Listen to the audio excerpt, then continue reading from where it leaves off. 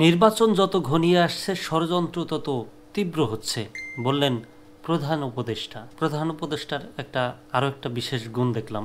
তিনি রোহিঙ্গা ভাষায় কথা বলেছেন রোহিঙ্গাদের সঙ্গে।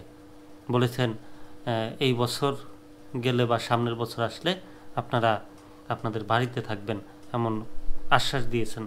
তো সেটা সম্পূর্ণই রোহিঙ্গাদের ভাষায় ছিল।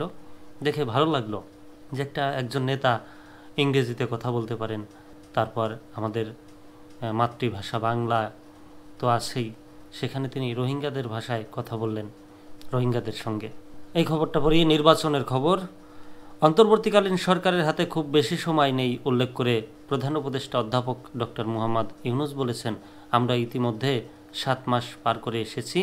আমরা বলছি ডিসেম্বরে নির্বাচন হবে, কাজেই কি সংস্কার করতে চাই করে ফেলতে হবে। সোমবার মাঠ পর্যায়ে পুলিশ কর্মকর্তাদের উদ্দেশ্যে বক্তব্যে তিনি এসব কথা বলেন। ডক্টর মুহাম্মদ ইউনূস বলেন, জুলাই গণ অভ্যুত্থানের ফলে আমরা মস্ত বড় সুযোগ পেয়েছি, এটাকে যেন হারিয়ে না ফেলি। আমরাও সেটা চেষ্টা করব। ভবিষ্যতে যারা আসবে তারাও আশা করি চেষ্টা করবে, পথটা যেন আমরা সৃষ্টি করে দিই।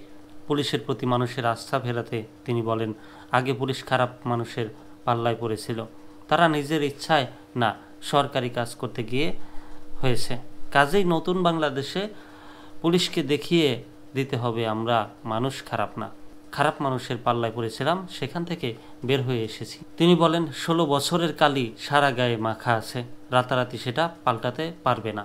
পুলিশ সন্দেহ সম্বন্ধে ইমেজ হলো তারা খারাপটা আগে করে, কিন্তু আমরা ভালোটা আগে দেখব। তা এখন সম্পূর্ণ নতুন ভাবমূর্তি প্রতিষ্ঠা করতে হবে।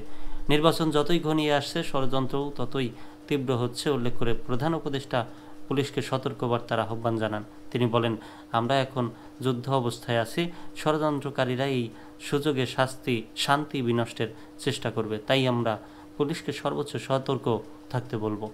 দেশের আইনশৃঙ্খলা ফেরাতে সবাইকে একসাথে কাজ করার তাগিদ দিয়ে তিনি বলেন, দেশ বদলাতে হলে একক নির্দেশে নয়, বরং সবাইকে গিয়ে একটি টিম হয়ে কাজ করতে হবে এবং বাংলাদেশে যত টিম আছে তার মধ্যে সবচেয়ে গুরুত্বপূর্ণ টিম হলো পুলিশ।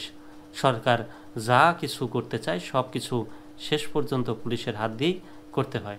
বক্তব্যের শুরুতেই প্রধান উপদেষ্টা বলেন, পুলিশকে অবহেলা করে দেশ গড়তে পারবো না। আইন শৃঙ্খলা না থাকলে যত বড় বড় চিন্তাই হোক, যত টাকাই থাকুক, কোনো কাজে আসবে না।